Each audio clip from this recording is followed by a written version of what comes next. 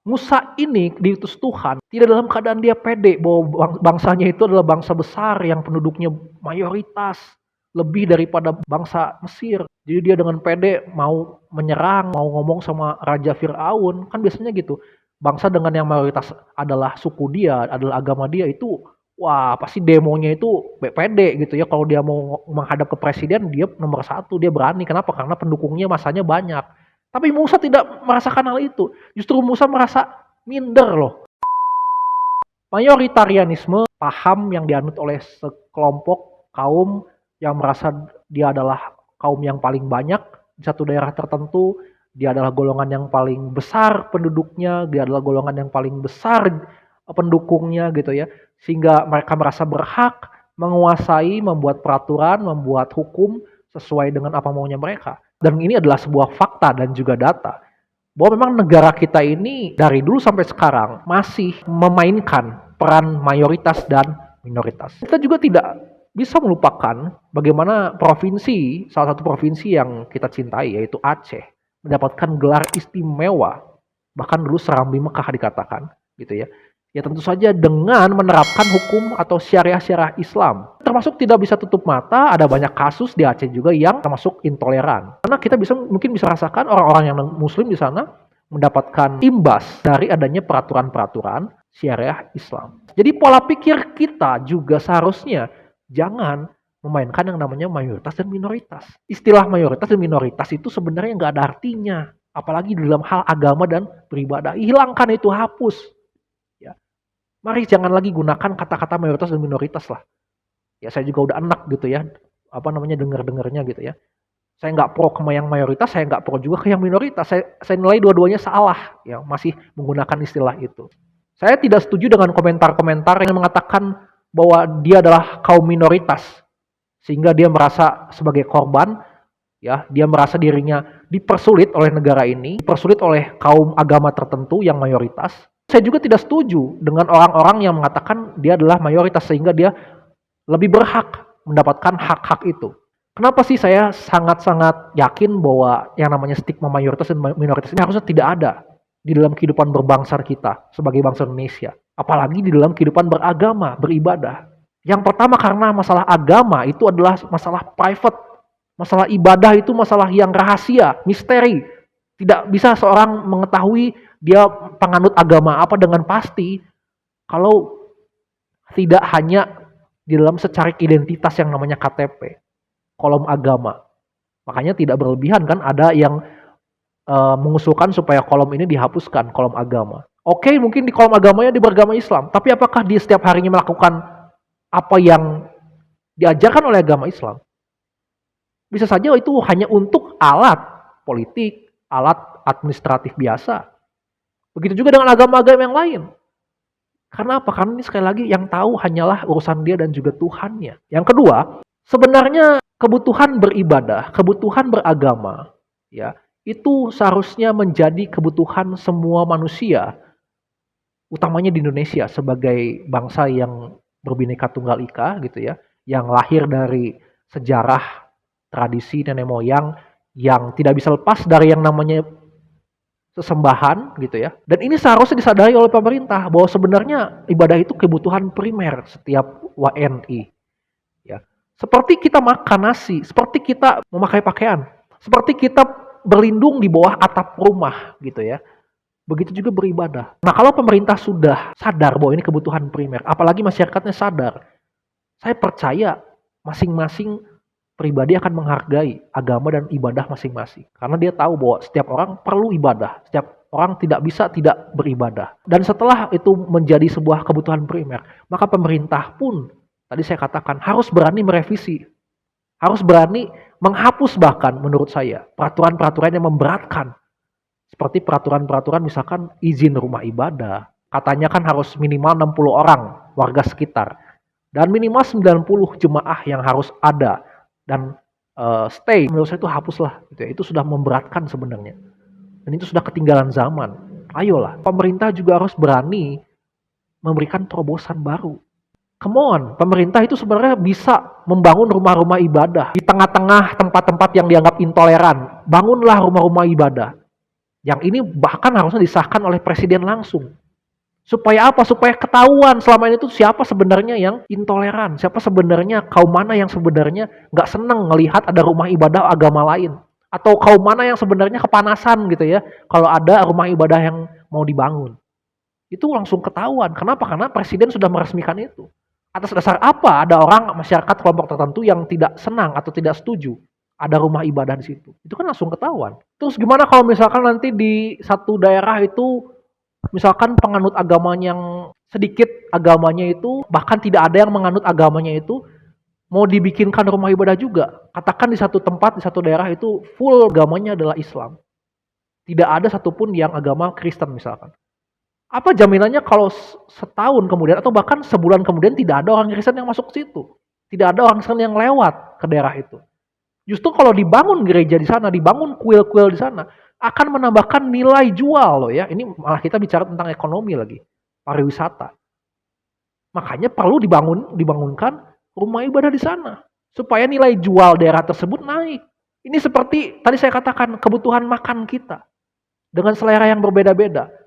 Atau kebutuhan misalkan ada 99 orang laki-laki dan 1 orang perempuan.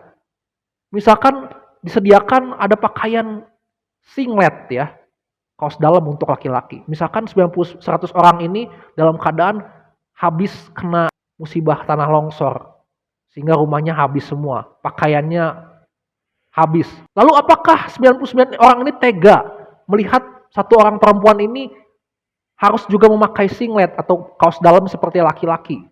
Kan enggak dong. Sama membutuhkan pakaian yang layak. Maka harus dicarikan pakaian yang layak untuk perempuan, untuk wanita. Ya kan?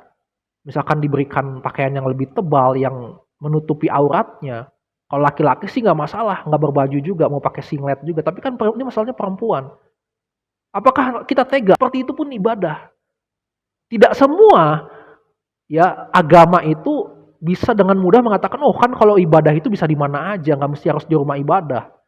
Nggak semua agama juga seperti itu. Kalau Kristen oke, saya sebagai orang Kristiani nih ya, nggak masalah. Nggak masalah. Mau kita nggak punya rumah ibadah sekalipun nggak masalah. Karena bagi saya, dan firman Tuhan katakan bahwa ibadah yang sejati adalah ibadah dengan mempersembahkan semua tubuh kita. Seluruh anggota tubuh kita. Ya. Dan dikatakan bahwa, tidak tahukah kamu bahwa tubuhmu itu adalah bait Allah yang suci. Tempat atau rumah Allah, rumah ibadah itu adalah badan kita, bukan bangunan. Itu konsep kekristenan, saya nggak tahu konsep yang lain yang di luar Kristen. Tapi come on, masa kita mau memaksakan konsep itu kepada agama-agama yang lain? Kan enggak. Bahkan Amerika Serikat itu kalau ada warganya yang mengklaim bahwa rumah ini itu mau dijadikan oleh orang-orang di situ sebagai tempat ibadah, menyembah dewa matahari misalkan ya, menyembah binatang bahkan menyembah batu, itu akan langsung segera oleh pemerintah itu diberikan izin, diberikan label itu adalah rumah ibadah. Itu sekelas Amerika yang liberal. Kita yang katanya mengakui loh ya Pancasila, sila 1 ketuhanan yang Maha Esa, dan bahkan ada di dalam undang-undang pasal ke-28E ayat 1 dan juga pasal 29 ayat 2 gitu ya, bahwa setiap warga negara itu punya hak untuk beribadah, untuk punya agama gitu ya. Seharusnya bisa Indonesia.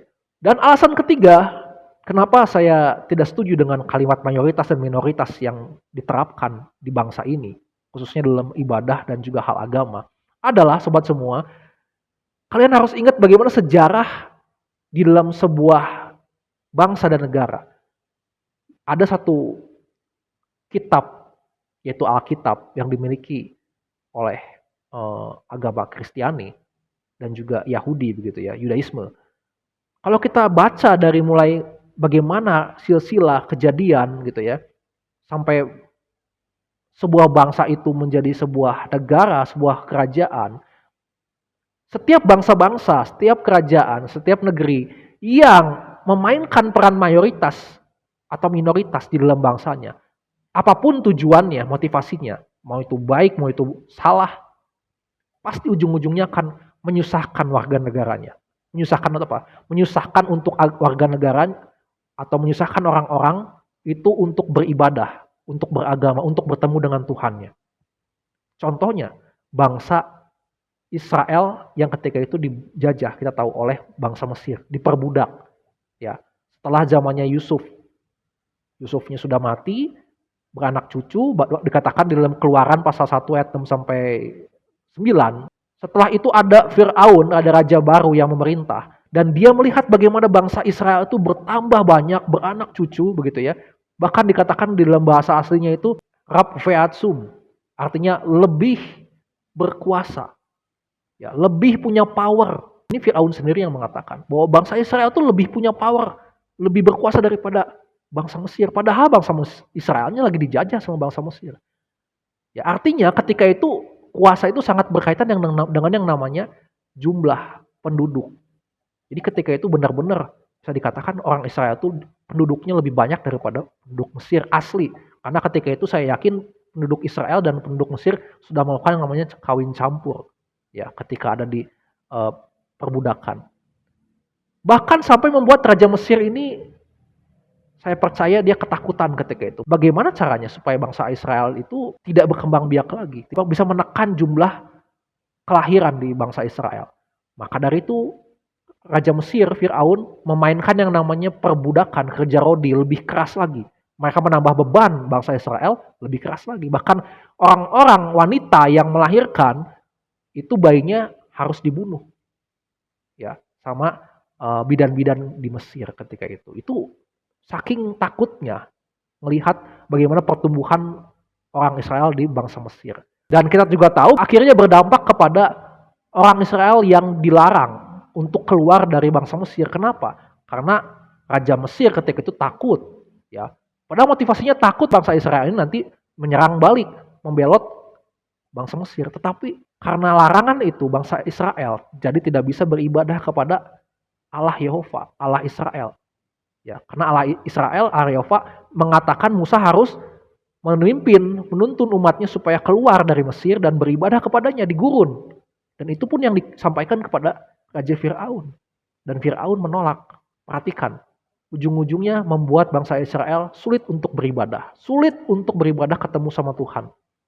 Karena tadi bangsa atau Raja Mesir ini memainkan pola pikir mayoritas dan minoritas. Bagaimana dengan bangsa Israelnya sendiri? Ya, dikatakan mereka bangsa mayoritas, betul. Tapi secara power sebenarnya kalau mau dibandingkan dengan bangsa Mesir, mereka sebenarnya kalah. Karena mungkin senjatanya tidak semodern, tidak secanggih bangsa Mesir, ya kan?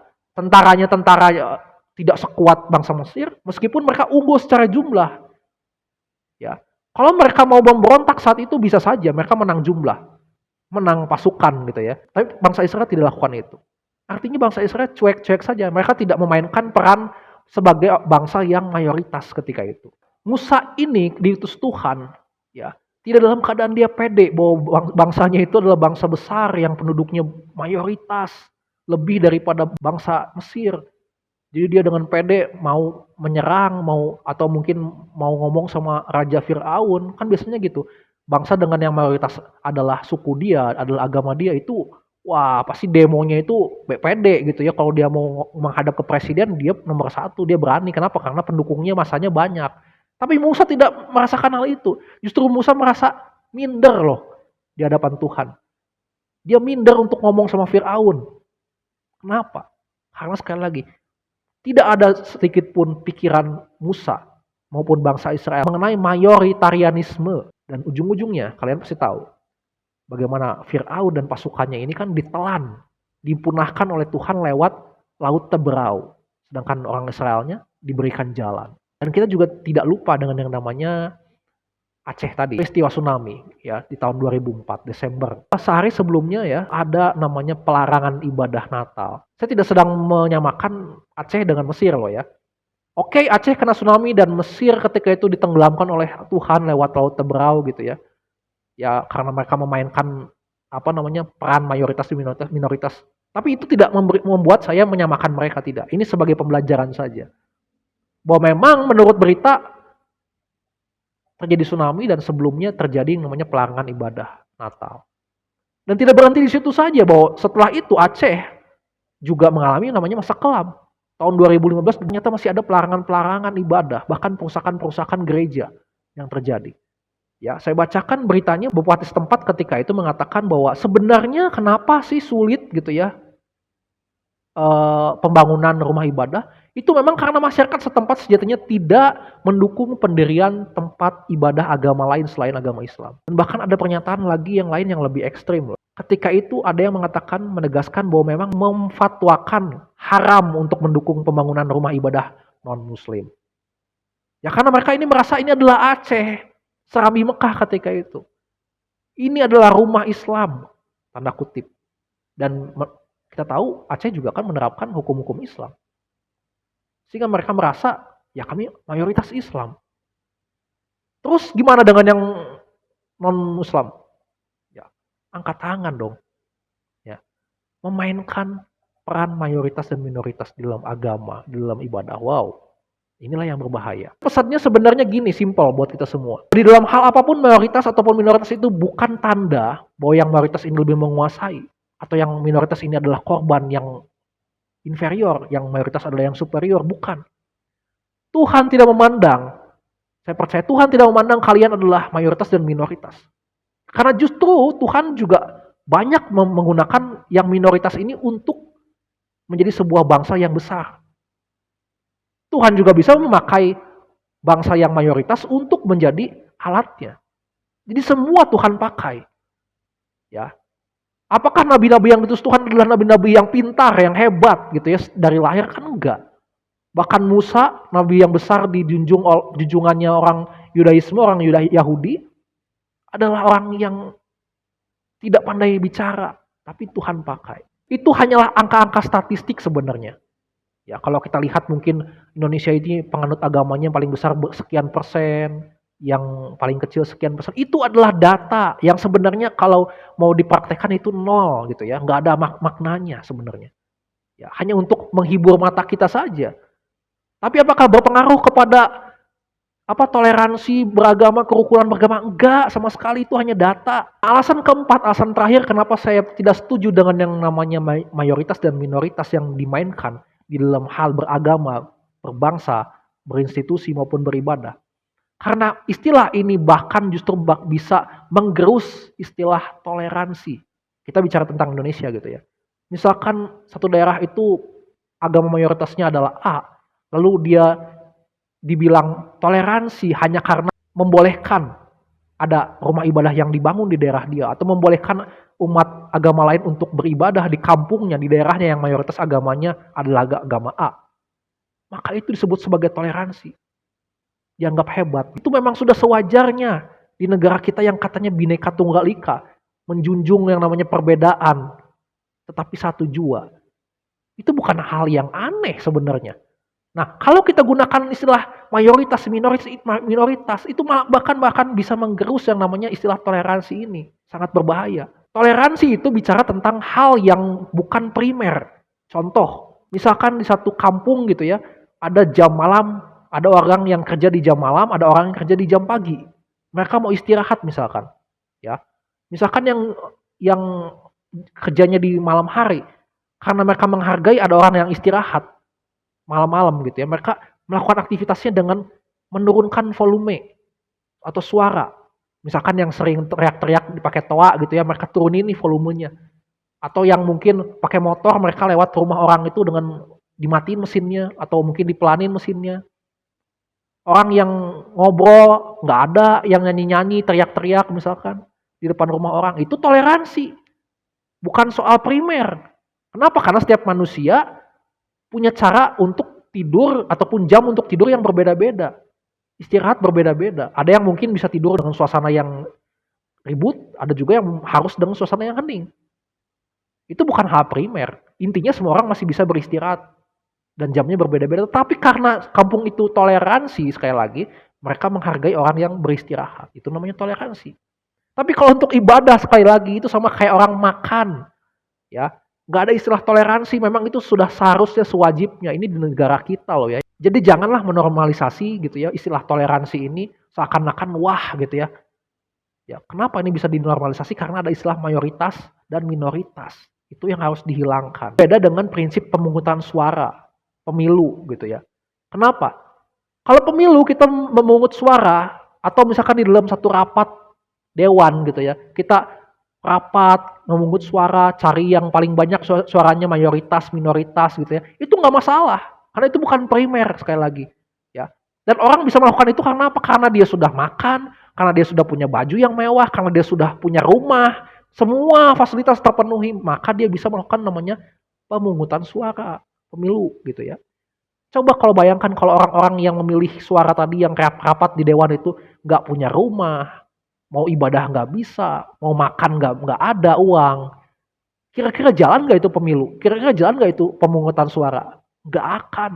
Maaf aja mungkin seperti malah seperti kayak binatang liar yang di hutan gitu ya, yang teriak-teriak karena nggak terpenuhi apa namanya kebutuhan primernya. Ya seperti pun itu pun orang yang mau beribadah harus dipenuhi kebutuhan primer ini. Nah kalau semua ini bisa dipenuhi, saya katakan sekali lagi, baik oleh pemerintah maupun oleh masyarakat, maka saya percaya akan terjadi namanya hubungan harmonisasi. Kalau istilah apa mayoritas, minoritas, kalau istilah mayoritarianisme ini hilang, sama-sama kita sepakat dan gunakan istilah ini lagi, maka saya percaya tidak akan ada tuh namanya isu-isu apa namanya konflik-konflik agama, konflik-konflik horizontal itu tidak akan ada lagi. Kenapa? Karena kita sudah merasa bahwa kita semua butuh yang namanya ibadah. Mau lewat rumah ibadah, mau lewat tanpa rumah ibadah sekalipun. Mau ada izin, mau tidak ada izin. Pokoknya wes kayak orang makan gitu ya. Ya wes ibadah. Silakan. Ngapain kita mesti harus nanya-nanya ada izinnya? Kalau kita mau makan, nanya kamu punya izin nggak? Ya lucu. Kalau kita nanya kamu berpakaian, kamu punya baju, ada izinnya nggak? Ya kiranya ini boleh sama-sama membangun bangsa kita. Sekali lagi, mari hapus istilah mayoritas dan minoritas. Mari jadikan bahwa beribadah beragama itu adalah kebutuhan primer setiap kita. Hapus istilah mayoritarianisme dari pikiran kita, dari kehidupan berbangsa, bernegara maupun juga beribadah dan beragama. Salam toleransi buat kita semua. Kiranya Tuhan memberkati kita semua.